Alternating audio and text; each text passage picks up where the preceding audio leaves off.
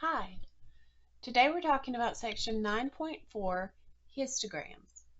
Histograms are very similar to stem and leaf plots, and if you need a refresher on those, go back to the previous lesson, section 9.3.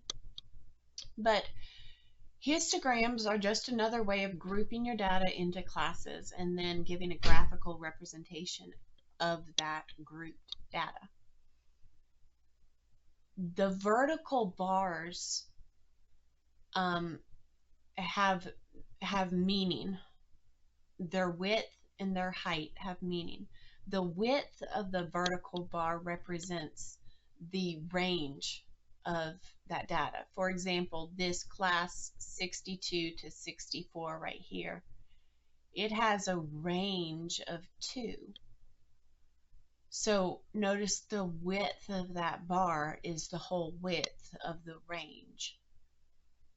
Now the height of the bar represents the frequency of that class. How frequently did you see students within the range of 62 to 64 inches tall? Well, it was 6.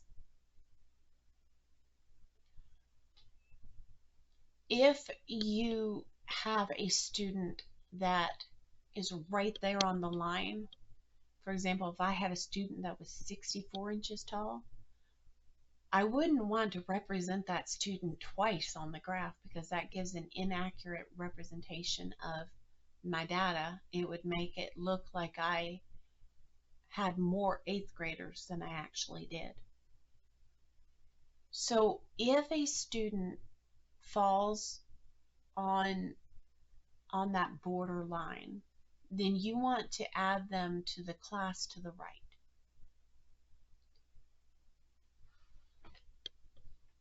So what are the classes represented by this histogram right here that I have pictured from the book on page 446?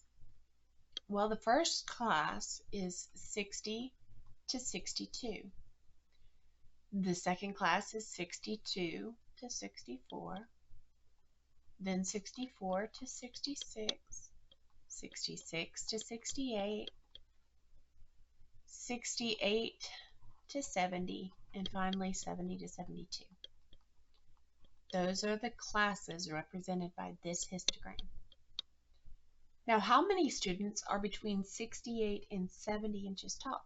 Well, I go to the 68 class and recognize that this bar represents the range of that class 68 to 70. So I just go and see what the frequency is, and I see that we're at the midpoint in between 6 and 8, so that would be 7.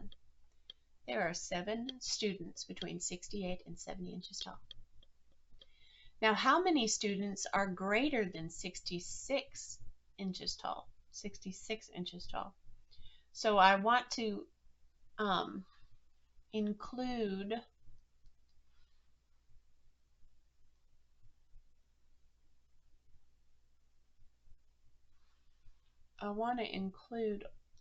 all of the students from 66 all the way to 72.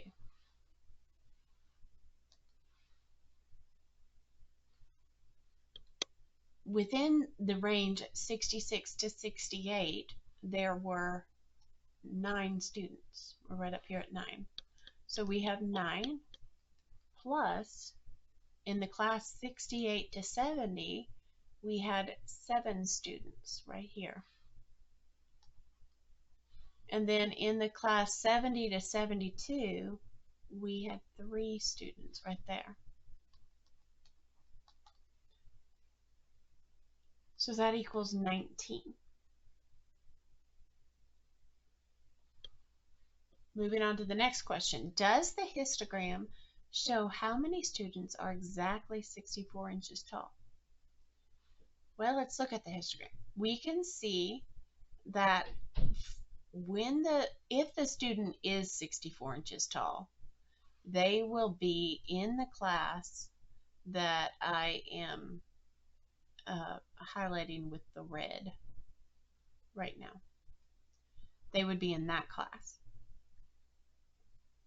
Now I know that I have 11 students in that class, but I don't know exactly whether they're 64 inches tall, 65. I don't know that. So no, we can't know that. How many students were surveyed? To find that out, we simply add the different amounts from each class of data. So for the 60 to 62 class, there's 4. For the 62 to 64 class, there's 6. For the 64 to 66 class, there's 11. The 66 to 68 class, there's 9. The 68 class to 70 class, there's 7. And then finally, the 70 to 72 class, there are 3. That equals 40. And then the last question about this particular histogram asks, what percent of 8th graders are between 60 and 62 inches tall? It's saying what percent. All right, so you need to turn your answer into a percent. Well, we have 4 students that are in between 60 to 62. There are 4 students. Out of how many students are in the class? Well, thankfully, we already have calculated that number, and it's 40. So 4 out of 40. That reduces to 1 over 10.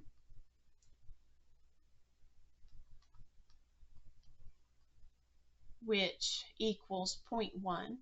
Now, to convert it to a percent, you multiply by 100, and you move that decimal point. That will move the decimal point 2 places, and you'll get 10%. All right, so example 9.4b gives you this information. This is on page 447. Stephen has kept accurate records of basketball scores for teams in his conference during the years. Construct a histogram of the scores he recorded. Rank the data. That means, as it always has, we're going to put the data in order from least to greatest. 22, 29, 33, 40, 41, 43, 43 again, 2 44s, there's a 47, 49, 50, there are 3 56s,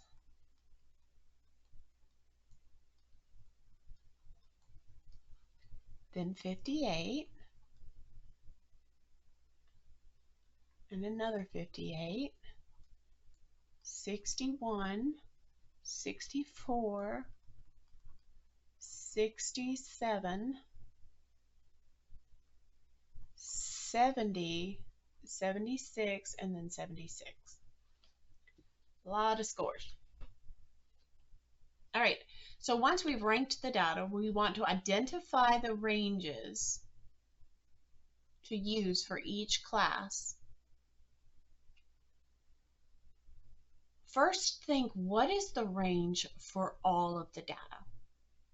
The range for all of the data is you take your highest score, which is 76, and you subtract your lowest score, which is 22, and you get a range of 54.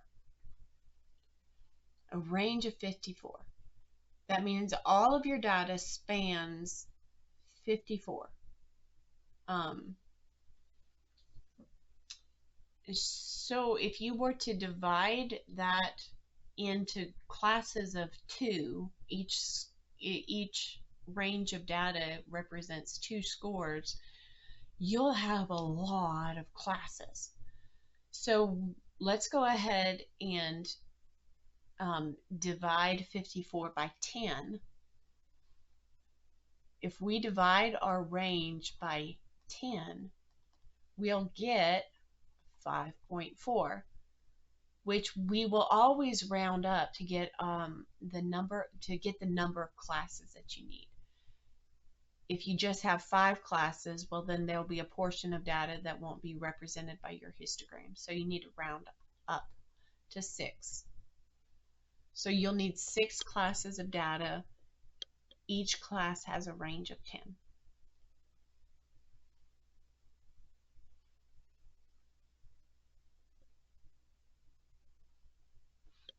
The first class is in the 20s, so you'd start at 20s,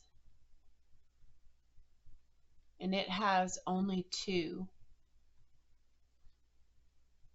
The next class will be the 30s, and there's only 1 in it, so it has a frequency of 1. The next class is in the 40s, and we have 1, 2, 3, 4, 5, 6, 7, 8. The 40s class has frequency of 8. The 50s class has 1, 2, 3, 4, 5, 6. The 50s class has a frequency of 6. And the 60s class has a frequency of 3. And the 70s class has a frequency of 3 as well.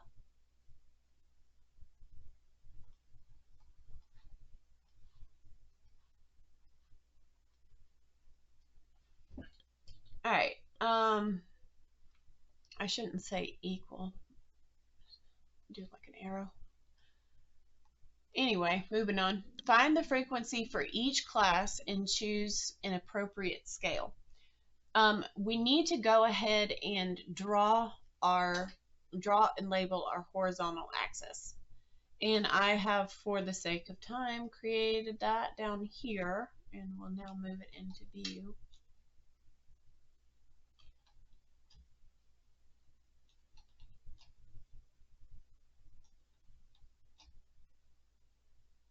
Just because it takes a while on the computer to create it. Obviously, on your computer, you would just draw it quickly, or on your paper, you just draw it quickly, but it's harder to do on the computer. And then I need to adjust these numbers down here.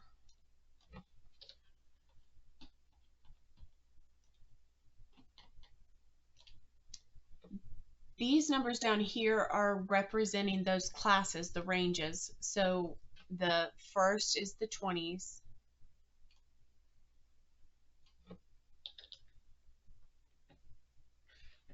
$30, $40,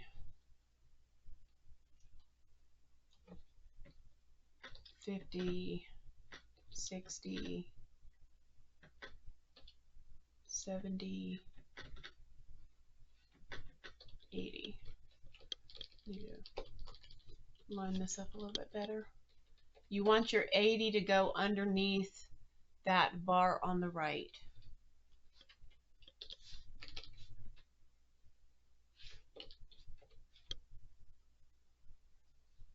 So 80 is lined up underneath this bar right here.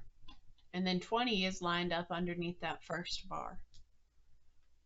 Or to me it seems like the border of your picture, but that is actually where the horizontal and the vertical axes meet.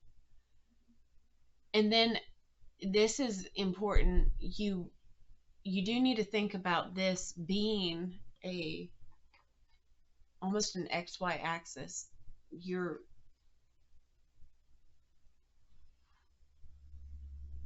almost an XY axis. I say that because at the X, where X, oh my goodness, struggling today. Where the X and Y meet is the origin, and it's got a point of 0, 0. But here, our vertical has a value of 0, but not necessarily for that horizontal axis right here. So you want to find the frequency of each class and then choose the appropriate scale. We're going to do a scale of 2. Each of these bolder lines represents 2, and then that midline represents 1. So the 20s class had 2. And I'm just going to do my best to freehand it instead of the pretty lines like the other histogram had.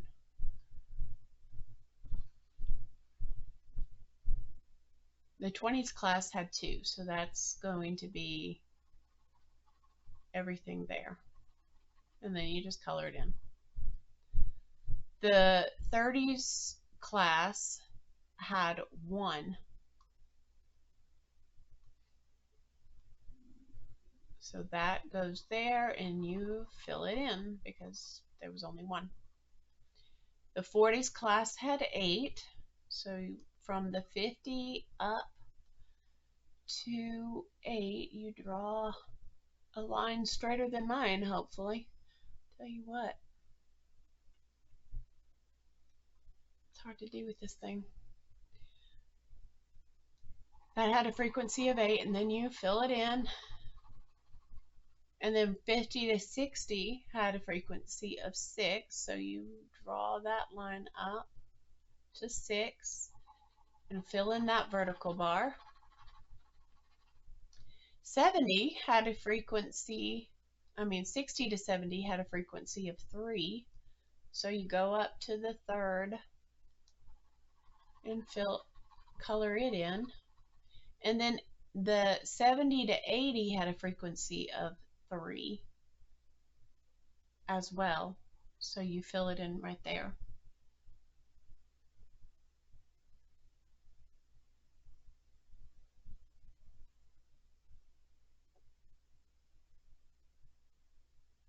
Wait, something's not right.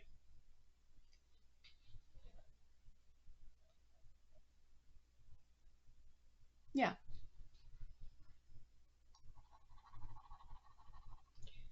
Something doesn't seem, it seems like I've messed up counting my 60s.